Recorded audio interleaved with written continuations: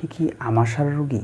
আপনি যদি আমাশায় আক্রান্ত হয়ে থাকেন, কোনো প্রকারে তদবির কাজ হচ্ছে না, আপনি আজকের এই ভিডিওটি দেখে আমল করতে পারেন। ইনশাআল্লাহ আল্লাহ চাহে তো আল্লাহ যদি রহম করেন অবশ্যই সুস্থ হবেন।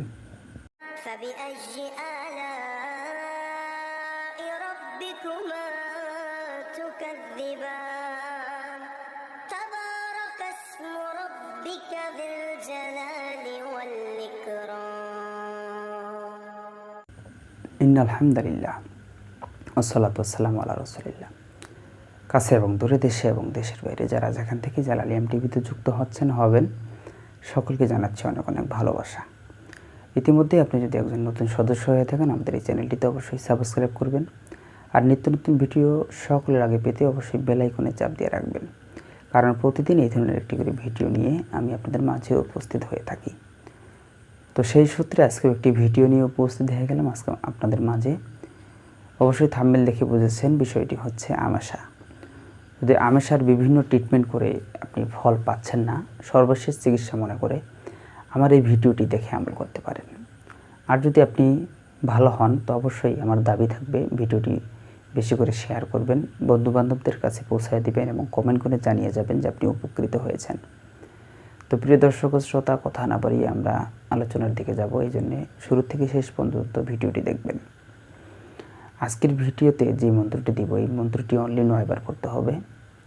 9 বার পরে ঘোল আপনারা চেনেন, এটা হচ্ছে দুধ দিয়ে বানানো হয়, দই থেকে বাহির করা ঘোল। যদি না চেনেন, ঘোল লেখে আপনারা ইউটিউবে বা নেটে সার্চ দিতে পারেন। এটা দুধ বা দই থেকে বানানো হয় ঘোল। আগে পাওয়া যেত, গরমের দিনে এটা খেত। তো যে মন্ত্রটি দিব, এই মন্ত্রটি 9 বার পরে ফজরের নামাজের পরে ঘোলের মধ্যে ফু দিয়ে সেই ঘোল একদম বিশ্বাসের সহিত, কিতাবে উল্লেখ আছে বিশ্বাসের সহিত খেতে হবে। যদি অবিশ্বাস থাকে তাহলে কাজ হবে না। বিশ্বাসের সহিত যদি আপনি 2 থেকে 3 দিন খেতে পারেন, ইনশাআল্লাহ আপনার আমাশা ভালো হয়ে যাবে। 2 নম্বরে হচ্ছে আপনাকে যেটা করতে হবে, মিষ্টি ভিজানো পানি এবং কিছু পরিমাণ ঘোল একত্রিত করে এই মন্ত্রটি পড়ে যদি 2 থেকে 3 দিন খেতে পারেন, ইনশাআল্লাহ আপনার আমাশাই ভালো হয়ে যাবে। তারপরে ছোট ছোট শিঙ্গি মাছ, ছোট ছোট শিঙ্গি মাছ ঝোল করে রান্না করে, সেই ঝোল দিয়ে যদি দিনে 2-3 বার ভাত খেতে পারেন, এভাবে 2-3 দিন খেলে ইনশাআল্লাহ আল্লাহ চাহে তো আমাশাই ভালো হবে। তারপর হচ্ছে মাসকালাই, সেটা হচ্ছে ডাল, কেউ কেউ এটাকে ঠাকুরি কালাই বলে।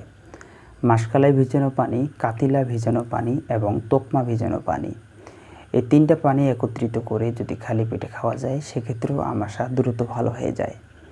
তো প্রিয় দর্শক শ্রোতা, আমাশার অনেক ট্রিটমেন্টই রয়েছে, আপনারা এটা ব্যবহার করে দেখেন, যদি আরাম পান আলহামদুলিল্লাহ। অন্যথায় আরও অনেক ভিডিও আছে আপনাদের জন্য নিয়ে আসা হবে, অবশ্যই যাদের প্রয়োজন কমেন্ট করে জানাবেন।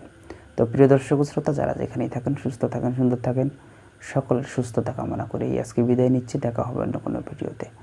আসসালামু আলাইকুম ওয়া রাহমাতুল্লাহি ওয়া বারাকাতুহু। ইলাহি গফফার করিম সাত্তার, আমাশা বিমারি করো সারখার, দোহাই তোমার আরজ আমার, করিবে কবুল আল্লাহ রব্বুল, বাহক্কে হক লা ইলাহা ইল্লাল্লাহ মুহাম্মাদুর রাসূলুল্লাহ।